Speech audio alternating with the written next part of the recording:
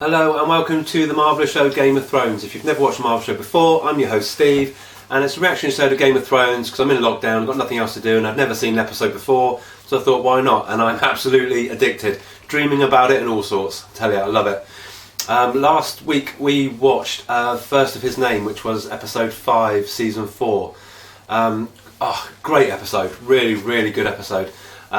We started with Tommen getting crowned the new king, and obviously giving the eye to Marge because she was watching him, and Cersei clocked that they were looking at each other and made a beeline for Marge, and I thought, oh my god, here we go. But it was alright. I mean, Cersei was actually understanding about it and even encouraged it, so that was a bit weird. In fact, Cersei was a little bit weird that whole episode. She wasn't evil in many ways. No, she wasn't as evil as she usually is, put it that way. Which is refreshing to see.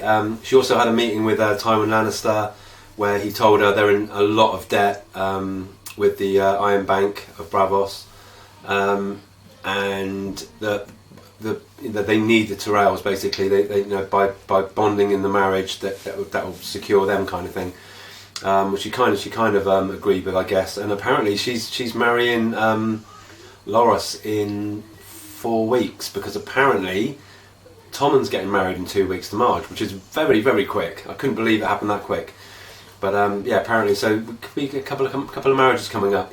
But we'll see about that. I honestly can't imagine her marrying Loras. I think she's going to probably kill him before they get married. We saw Sansa and Littlefinger finally arrive at the Vale, and Lisa's very strange. It turns out that she poisoned her own husband under the instructions of Littlefinger, and amongst other things that he's been making her do as well. And another meeting afterwards where Sansa and Lisa were together on their own, and I think Lisa clicked on to the fact that Peter Baelish has got a bit of a thing for Sansa, but of course Sansa denied it all, obviously, and even Lisa even thought they'd already had sex and stuff, which she's like, no, I'm a virgin, totally. And that was a really intense scene because she is nuts. I mean, Lisa was completely nuts, and upset Sansa and everything. And now Sansa's got to marry her son, which will not happen. I can guarantee that's not going to happen. I'll be shocked if that happens. And another reason I don't think it's going to happen is because Arya and the Hound are on their way there as well, and I don't think the sisters are ever going to meet. So something's going to happen there.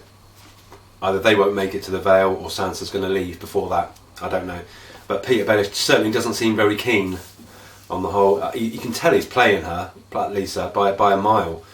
He doesn't even want to be around her, I don't think. So I don't know how long that's going to carry on for, to be honest. We had some Daenerys stuff. Daario has conquered the Marine Navy, so now they've got all the ships. So Dany gave the all clear to attack King's Landing, but then it was brought to attention that Astapor and Yunkai, the masters, have taken over again and enslaved people again. So she had this conundrum as to whether just go to King's Landing and get the crown, which is what she wanted all along, but she just couldn't do it. She couldn't she couldn't just leave knowing that there were slaves in the places she just left.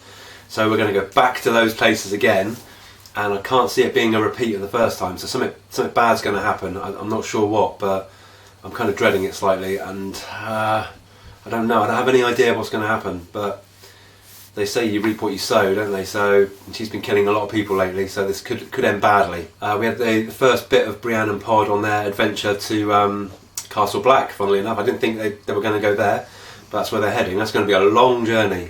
Lots of things going to happen there. Pod was just irritating her, not on purpose, but he's not very good. And they were sat around. He managed to set fire to a rabbit that they'd caught for dinner. He didn't skin it first. And then she got very irritable when he was trying to help her. But then when they sat down and actually had a chat, she found out that he actually killed one of the King's Guard that was trying to kill Tyrion on the Blackwater battle. And so she's kind of eased off a little bit now, and she's letting him kind of help her. So I'm hoping now they get along a little bit better, and I've got a feeling that in future episodes Pod will do something to save her, and I think that's what we're looking for, I think. We had a bit of Arya and Hound. Arya did her thing where she names everyone before she falls asleep, and one of the names was Hound. She doesn't care, she just said it. And the following day Hound woke up and thought that she'd gone and panicked, but she was practicing her sword skills. and then Hound was sort of ridiculing her for the way she was sort of the moves that she was doing, and she said that Syrio had trained her, and again Hound mocked her, and then that he died and that he was killed by Meryn. Again, Hound mocked her again because he wasn't particularly a good swordsman, and with that she just went and stabbed him, and I thought, oh my god, but it didn't go through because he had a suit of armour on. But the fact that she was just willing to kill him just like that, they didn't get on very well at all in that last episode. So I don't know where we're going with that now. They were just sort of getting on with each other, I thought. So hopefully we'll see a bit in this episode, a bit more of that, and hopefully they're getting on again. Because if they properly fall out, or if she runs away, then the whole Vale thing isn't going to happen, which I don't think is going to happen anyway. And the main bit of the story was Jon's group attacking Carl's group at Castor's old place. And of course Locke was there as well, and he did a little scout mission on his own, counted how many were there, but also clocked that Bran was there, being held as a prisoner. He didn't tell Jon that, obviously, and as soon as the battle ensued, he immediately went to where Bran was, made sure that it was the right person by slicing his leg, which was a bit nasty, and then took him, kidnapped him and ran out. But as he was doing it, Bran did this mind trick thing on Hodor again, and he picked him up by one hand and just snapped his neck. It was a brilliant scene. I never thought in a million years a Locke was going to die that quick. I thought he was going to be in this for a long time. So that's really interesting. Now they're going to have to. Might send Ramsay out perhaps now to do the same mission. I'm not sure, but I think he's going to have to try and get those boys killed. I think that's the whole idea. And we were so close to Jon seeing Bran again. It was so close. Just after Jon had killed Carl, because that was an awesome battle as well, where he was losing to Carl. One of the wives of do you sit down? And one of the wives of Castra stabbed him in the back as he was about to kill Jon, and then they pulled the knife out, and as he was about to kill her, suddenly Jon just shoved his sword through the back of his head and it came through his mouth. It was shocking. It was amazing. Oh, I loved it. That was so cool. And then just towards the end, Bran had to make that decision as to whether to see Jon or carry on with his mission going up north, because he thought that Jon would probably talk him out of it or wouldn't let him go. I personally think that Jon might have even gone with him, which would have been really cool. But there you go, we're never going to know.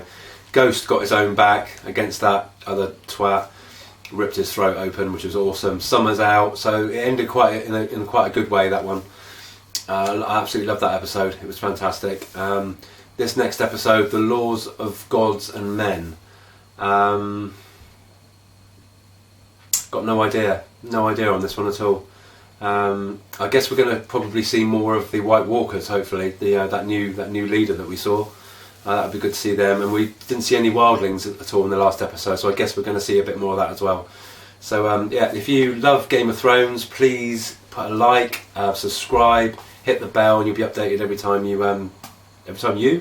I put something up. So let's crack on with this one then. Episode 6, Season 4, Game of Thrones, The Laws of Gods and Men. See you in a bit. Bye.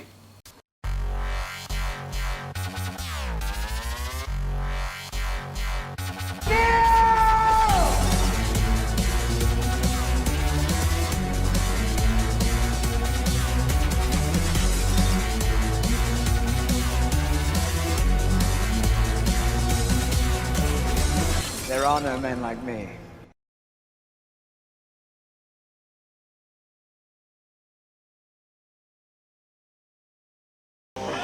Oh, Stannis, yeah, we didn't see him last episode. Is this the Iron Bank? Are we going to see him? Wow. Your Grace, if you'd like to sit, I'm sure that... We've been here since midday.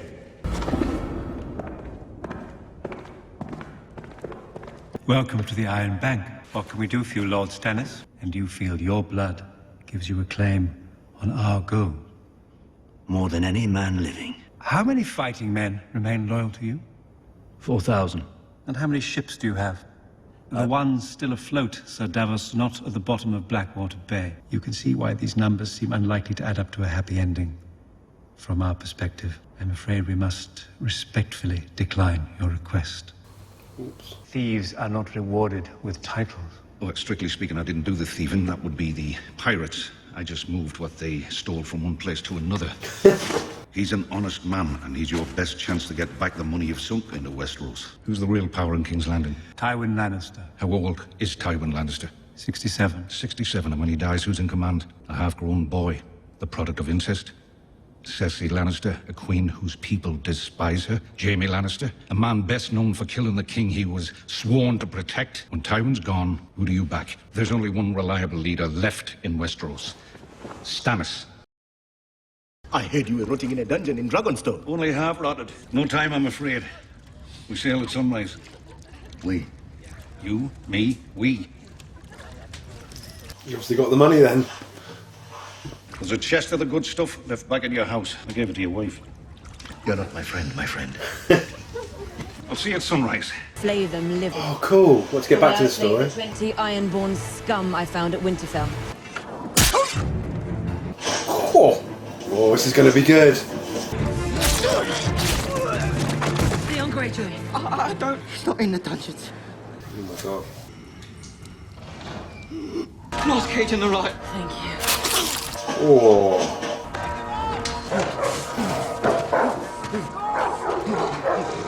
We're going home. It's all right. It's me, Yara. You can't trick me. I'm not tricking you, Theon. I'm saving you. Theon! Reek! Here! Reek! My name is Reek! They catch us in here, we're trapped! Help me with him. Knock him out.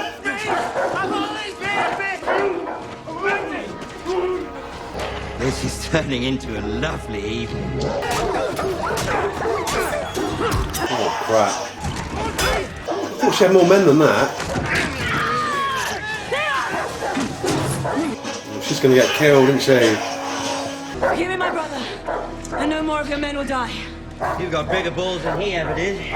How fast can you run? What? My brother's dead. What? Seriously? A reward. Reward? Yes, Reek. They wanted to take you away. And you didn't let them. You remained loyal. I didn't want them to take me. It's a bath for you. Gonna do something. Do you love me, Reek? Yes, of course, my lord. Because I need you to do something for me. Something very important. I need you to play a role. To pretend to be someone you're not. Pretend to be who? Theon Greyjoy. Oh. Oh, is this a cue for Ygritte to shoot someone in the head? Ready? Arrow, anytime. Whoa! Oh my god. Okay, I was slightly wrong. Oh my god. Daenerys germasmo au najo demas. Hen lentor Targaryen, Zeoprosio elos, Dorzal Merino Daria, Andaros y Aereo Varo Daria, Hen Parmenko en Basma Halis, Belmont Prejatis, Simonia It's a long name, isn't it? Tash pasal drijesh, yatal. Wesal drijesh. Mashish kiznie konyaklo. It was your dragons, he says. Tell this man I am sorry for his hardship. I cannot bring back his goats, but I will see he has paid their value 3 times over. Grimoire! Grimoire! Those naughty dragons. My father, one of Mirien's most respected and beloved citizens, oversaw the restoration and maintenance of its greatest landmarks, this pyramid included. For that, he has my gratitude. I should be honored to meet him. You have, Your Grace. You crucified him.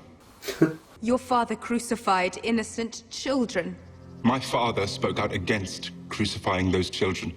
He decried it as a criminal act, but was overruled. Your Grace, I ask that you order these men taken down so that they might receive proper burials. Your Grace, I cannot defend the actions of the masters. I can only speak to you as a son who loved his father. Bury your father. Thank you, my queen. How many more? There are 212 supplicants waiting, Your Grace. 212. He doesn't get up, I love it. Sandor Clegane has been spotted in the Riverlands, my lord. A coward and a traitor. My birds tell me the hound slaughtered 5 of our soldiers. I believe the phrase, "fuck the king," was uttered. The Targaryen girl. Daenerys has taken up residence in Meereen. She has conquered the city and rules as its queen. She commands an army of Unsullied, my queen, some 8,000 strong. She has a company of sellswords, the Second Sons. She has 2 knights advising her, Jorah Mormont and Barristan Selmy. And she has 3 dragons. Mormont is spying on her for us. No longer. He appears to be fully devoted to her. I have been to Essos and seen the Unsullied firsthand. They are very impressive on the battlefield. She must be dealt with. Your little birds find their way into Meereen. Most certainly, my Lord Hand. You seem quite knowledgeable about the Unsullied. Did you spend much time in Essos? 5 years. When I see what desire does to people, what it's done to this country, I am very glad to have no part in it. Besides, the absence of desire leaves one free to pursue other things. Such as?